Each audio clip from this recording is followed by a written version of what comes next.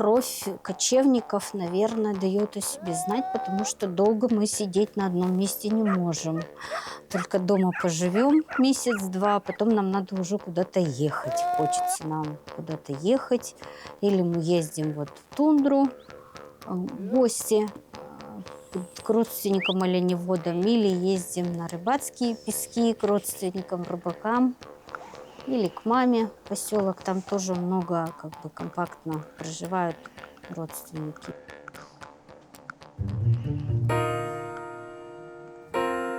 Девочки, выходите!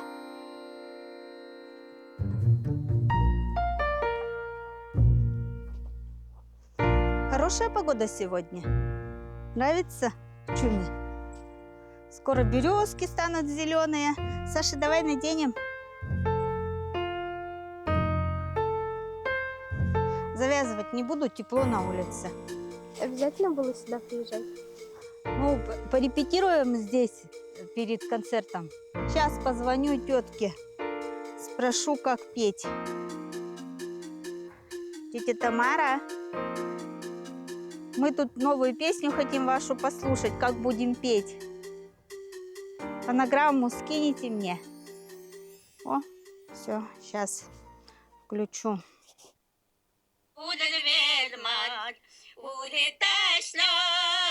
Мы в турне только хотим ездить, но репетировать не любим. Очень стесняются на камеру. Раньше им так нравилось, а сейчас они уже стали стесняться. Ну, когда на сцене выступают, то, конечно, все серьезно. Как я говорю, у всех есть выбор, у них нет выбора, раз мама занимается. Уже у них постепенно проходит интерес, поэтому нужно что-то новое придумать. Дедушка Саша, тетя Тамара говорила, пел, когда на рыбалку ездил. И он говорит, едет и поет, поет. Тетя Тамара запомнила некоторые песни. И, ну, как бы она слова, может, не все досконально запомнила, но так как она сама сочиняет, и она к тем словам, которые были, присочиняла еще, и получились песни. Мы взяли ее тексты, а мелодии она нам напевала на видео. И мы поем ее тоже песни. Для коллектива она вообще специально написала песню, так и называется «Искорка». Какие красивые девочки, какие умелые.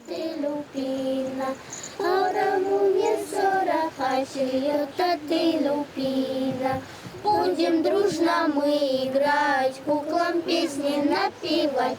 Завтра встретимся опять, снова в куклы поиграть. А мы потом начали с детьми, когда петь, тоже участвовали, ездили мы, выиграли.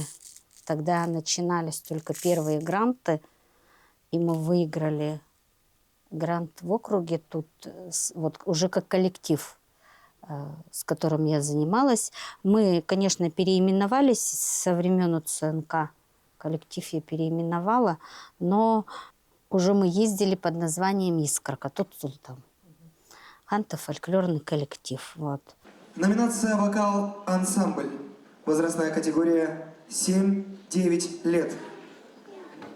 Ханто-фольклорный коллектив «Тут Султан», «Искорка», «Тиф-тиф», «Птичка».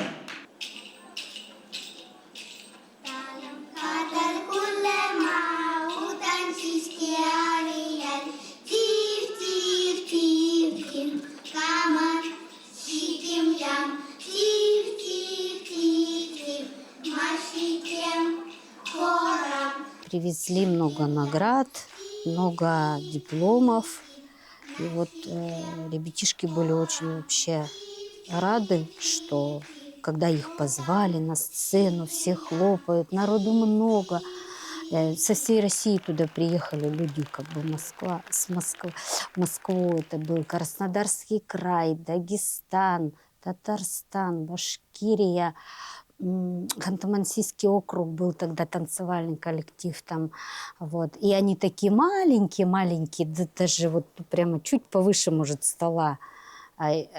Игнат 1 класс, а девочки вообще детский сад еще были. И они прямо: мама, мама, смотри, нам подарили.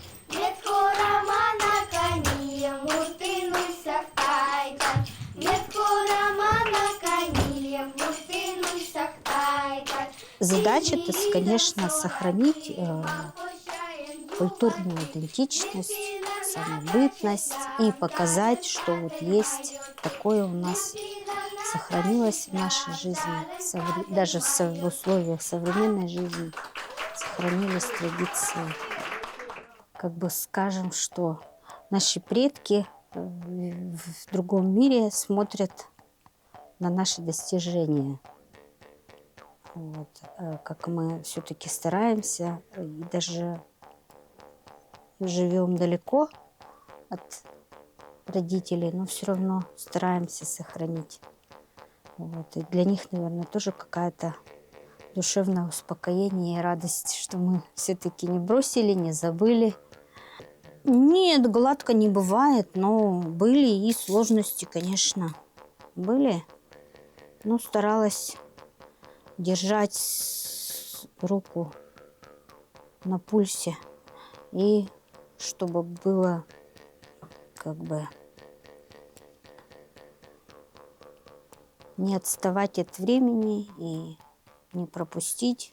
Ради детей, наверное, в большей степени. То есть всегда, когда были какие-то сложные ситуации, и сразу же я думаю о том, что дети у меня дети, и моя задача детей вырастить, поднять, выучить, и чтобы дети стали как бы продолжением меня. Это покрашено традиционной краской, которую находят сойми под камушками. Это в виде перегнившей травы. Девочки тоже шьют потихоньку, поют. Вот. Варвара выиграла в этом году Олимпиаду по технологии. Сделала она традиционные куклы. 3 штуки сделала.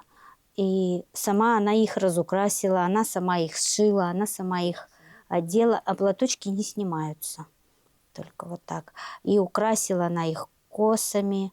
И даже сделала, вот как у нас украшения есть на косах.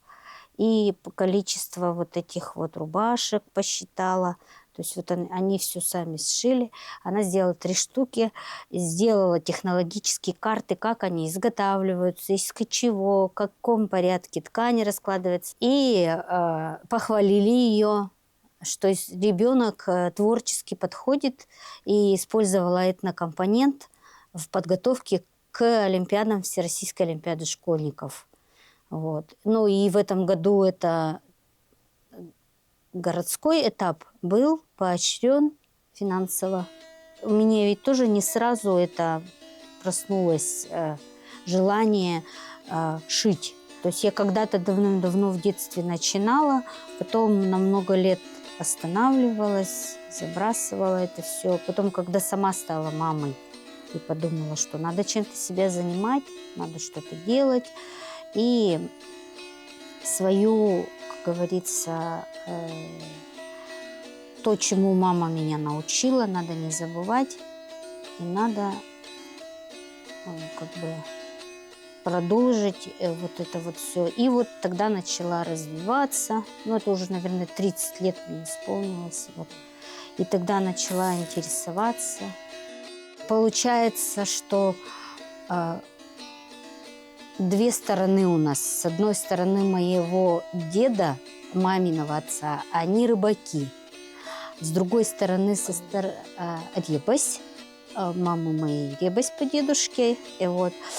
А бабушка у нас Сынская, Лангортова. И они там, половина были тоже рыбаки, вторая половинка оленеводы. И получается, мы как бы, ну, сложно нам определиться. Мы и оленеводы наполовину, и рыбаки. Вот. А вот недавно только вспоминали и думали, как же переводится фамилия. И думали, вот Ребась, Рэп-ас, да. Только вот кто-то говорит крепкий, твердый, что-то типа такого, что это как бы бурлящая река, потому что там, где в речке выходит речка Войкар, и там получается бурное такое течение. Вот кто-то это говорит, кто-то говорит другое название. То есть, ну, мы тут пытались недавно вот подумать, как бы совместить, и пришли к выводу, что сколько нас людей есть, у всех свои мнения. Вставайте вокруг. Вставайте. Вот так вот надо делать, вот так вот. В настоящее время у меня фамилия русская, потому что муж у меня русский, Рыбина я стала. И все равно как бы, ну, муж тоже поддерживает меня, что вот я занимаюсь сохранением своей культуры. Какие-то другие. А папа у меня с центра России, с Воронежской области. Он папа русский, но вот уже 50 как лет живет здесь на севере с нами, и он себя считает уже местным. Когда мы с мамой шьем или что-то обсуждаем, какую-то идею очередную, он всегда у нас первый слушатель и первый судья. Это все ручная выделка. Шитье, конечно, передалось, наверное, вот как говорят, генетически заложено от женщины к женщине, поэтому бабушка очень хорошо шила в те года, когда она видела. И кисы шила, и игушки, платки. И мама рассказывает, что в детстве бабушка заставляла, ну не заставляла, а просила помогать. И, значит, иголки в руки не давали, потому что иголки были на вес золота вообще в те времена. Давно еще, 60-е годы. Вот. А давали вот завязывать кисточки на платки, розет вот эти вот. То есть делали веревочку, натягивали в доме, и девочки вот так эти кисточки привязывали. Потом бабушка аккуратно скручивала в катушечку такую и завязывала ниточкой. И мама говорит, положит в ящик там хранить. А когда приезжали какие-нибудь гости, и если что-то хотели подарить, могли подарить вот этот готовый, заготовку вот эту для платка. И женщины, конечно, рады были, что вот такой подарок. Я думаю, что, наверное, бисером так сильно не занимались и, вернее, не дарили его, потому что бисер был редкость и дорого тоже стоил. Ой, копченый. Как люблю запах вообще шкуры. В детстве терпеть не могла, как шкуры пахнут. Варваре отдам головушки, вот помну. И Варвара тоже сошьет сумочку такую же, как мама вот сшила. Шила сумку, когда из меха. Это вот самая такая серьезная первая работа моя. До этого сшила просто прямые строчки. За основу была взята настоящая сумка. Вот, и даже сделали также вот игольница тоже сшита для... Так, сейчас развяжу. Вот. По технологии как бы украшается она не сильно, потому что все-таки там иголки, их не видно. Но зато есть вот красивый карманчик с секретом. Сейчас вытащу. Вот. А это наперсток там живет.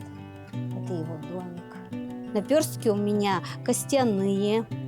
Они теплые, на ощупь, мягкие. И очень комфортно ими работать, потому что они легкие.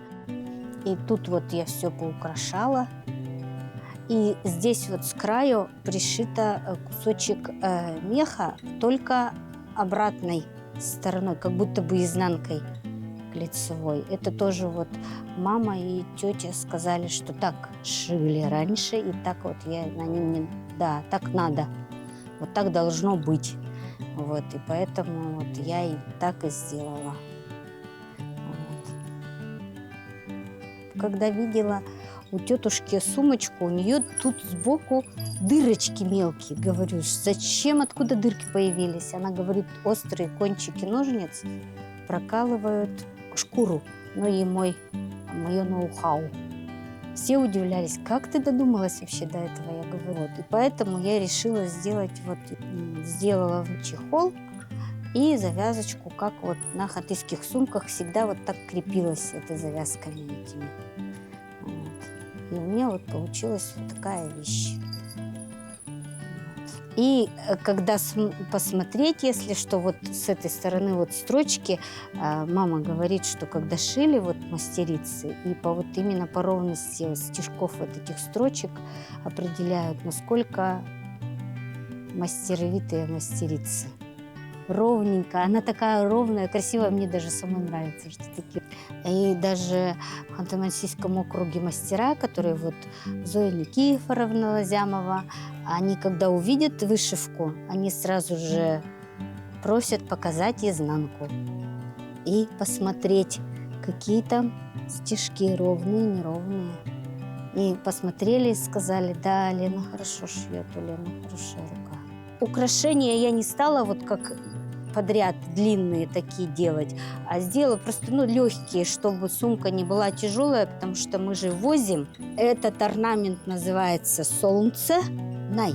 Этот же орнамент у меня только уже в бисерном украшении адаптирован. То есть это круглые для розеточных прямых орнаментов, а это вот квадратный для плетения из бисера. Это тоже традиционная техника плетения на иглах. Это сделано мной из бисера с жилами оленя. Полностью вот это украшение все целиком сделано на жилах. Не на лесках современных, а на жилах на старинных. Вот. И делала я, плела на 2 иголках. Вот. Это тоже старая техника, которая сохранилась, но в современной жизни девочки используют другую технику. Крестьянский крест. Мурхие, мурхие, этлангдев пасые, мурхие, мурхие, вуртеох певие. Вот совмещать все очень сложно, но я стараюсь себя и работать, заниматься творчеством, и хобби заниматься. И дети 3 постоянно в присутствии. И учатся, им надо помогать и с учебой, вот, и по дому. Но я стараюсь баланс поддерживать во всем. Еще и старшая дочь. Вот. Еще и родители уже в возрасте. И я стараюсь помогать и младшей сестренке, и брату. И старшего брата тоже проблемы, когда я всегда стараюсь им помогать. Я, наверное, в своем прошлом бы не стала менять. У меня замечательная жизнь была, у меня была интересная, насыщенная жизнь. И во время гастролей, и после. И когда мы с супругом появились дети, мы ездим в разные места летом, в интересные музеи посещаем различные с детьми. Пусть прошлое останется таким и ярким, радостным, какое было. А будущее, на то оно и будущее, что мы не знаем, что в нем будет. Поживем, увидим. Но надеюсь, что все будет хорошо.